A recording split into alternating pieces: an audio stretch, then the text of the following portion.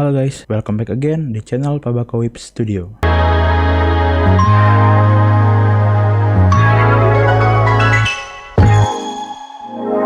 Di video kali ini, gue mau ngasih 2 rekomendasi manga yang bisa dibilang masih baru dan mungkin underrated kali ya. Jadi, buat kalian yang lagi nyari bacaan manga, mungkin ini bisa nambah list bacaan kalian. Nah, apa aja mangganya? Oke, langsung ke yang pertama. Yang pertama ada Akane Banashi.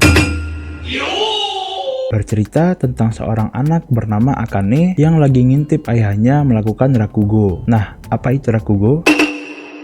Singkatnya, rakugo itu kayak stand up komedi. Jadi, satu orang bakal naik ke atas panggung buat menghibur penonton. Cuma dengan cerita yang udah ada, bukan bikinan sendiri. Karena ayahnya, Akane juga ingin jadi seorang rakugoka, yaitu orang yang melakukan rakugo. Sampai terjadi suatu kejadian ketika ayahnya mengambil tes untuk naik tingkatan ke Shin-uchi. Jadi, rakugoka itu ada tingkatannya. Yang pertama ada Zenze, yaitu orang yang masih pemula atau masih ampas. Yang kedua ada Futatsume, yaitu tingkatan yang sah jadi rakugoka. Dan yang ketiga ada Shin-uchi, yaitu orang yang udah ahli dalam rakugo dan boleh mengambil orang buat jadi muridnya. Jadi ayahnya Akane masih Futatsume di sini. Setelah ayahnya tampil, dia dapat standing ovation dari para penonton dan juri-juri yang mana para Shin-uchi pun terlihat puas. Pas penilaian, salah satu juri yang juga Shin-uchi bernama Issho Arakawa bilang kalau semua yang tampil dikeluarkan dari sekolah rakugo. Mendengar hal itu, semuanya bingung dan kaget. Termasuk guru ayahnya Akane bernama Shiguma Arakawa yang protes dengan penilaiannya. Tapi Issho bilang kalau dia udah ngebantu Shiguma dengan ngomong kalau itu bukan Shibahama. Shibahama adalah salah satu judul cerita di rakugo. Oke, lanjut. Dan berakhirlah karir ayahnya di rakugo. Setelahnya dia masuk ke sebuah perusahaan dan bekerja di sana sampai akhir hayatnya. Oke, lanjut yang kedua. Enggak, bercanda. Cerita time skip 6 tahun kemudian. Akane yang udah SMA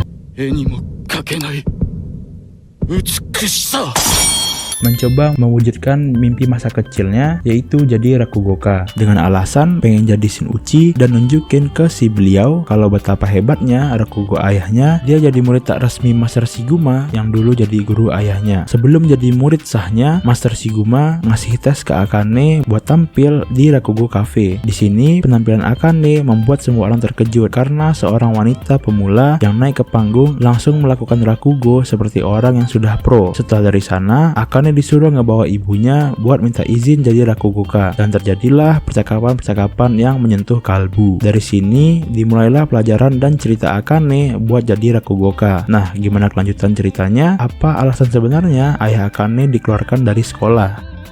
Akane Banashi juga udah terbit sebanyak 70-an chapter dengan cerita yang simple tapi heartwarming. Selain cerita yang bagus, manga ini punya art yang keren, panel-panel yang dibikin epic, jadi bikin pembaca tetap bisa ngerasain feel-nya dan gak ngerasa bosen walaupun dengan cerita yang banyak dialognya. Kita juga bakal dikasih tahu lebih dalam tentang dunia rakugo yang sangat menarik buat diikutin. Nah, dengan cerita rakugo yang jarang orang-orang tahu, bikin manga ini wajib buat dibaca. Yang kedua ada Shangri-La Frontier. Menceritakan seorang bocah bernama Hizutome Rakuro yang hobi main VR game. Nah, game yang dimainin bukan sembarang game, yaitu main game-game sampah, alias game yang dari segi cerita sampah, segi karakter sampah, pokoknya semua yang ada di game itu sampah buat dimainin.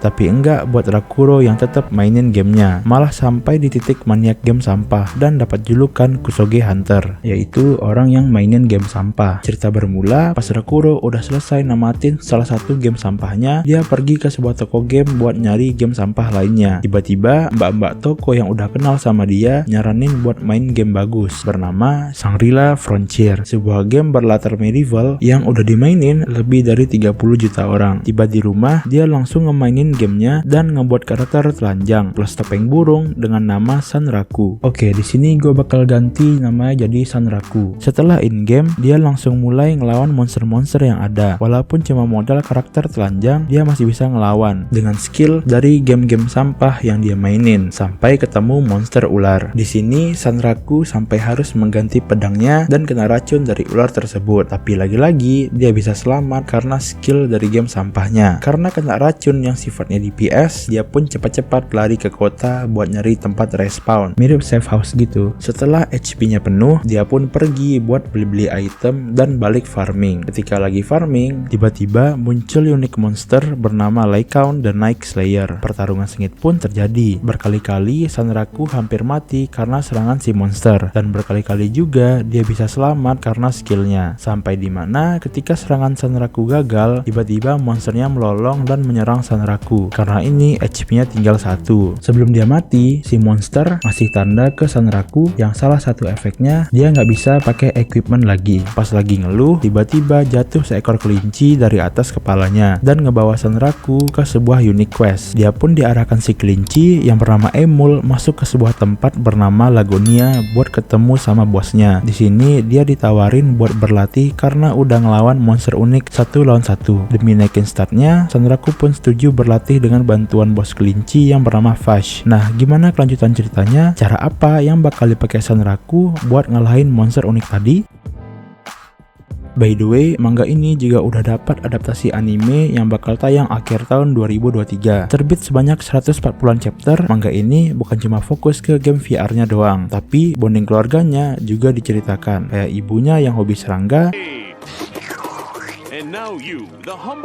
ayahnya yang hobi mancing, dan adiknya yang hobi fashion. Walaupun mereka dalam satu rumah, tapi mereka jarang ketemu. Jadi seminggu sekali mereka wajib ngumpul buat makan bareng. Rakuro juga bakal balik mainin game sampahnya pas lagi stuck di game SLF. Jadi kita nggak bakal bosen dengan cerita satu game doang. Cara kerja developer game di balik layar juga bakal dilihatin di sini. Sampai di satu momen lucu dimana pas Rakuro ngalahin satu monster, pihak developer yang kesel pun diam-diam langsung nge-update gamenya dengan cerita yang oke, panel-panel keren, ditambah desain karakter dan kota yang bagus. Bikin manga ini harus kalian coba baca.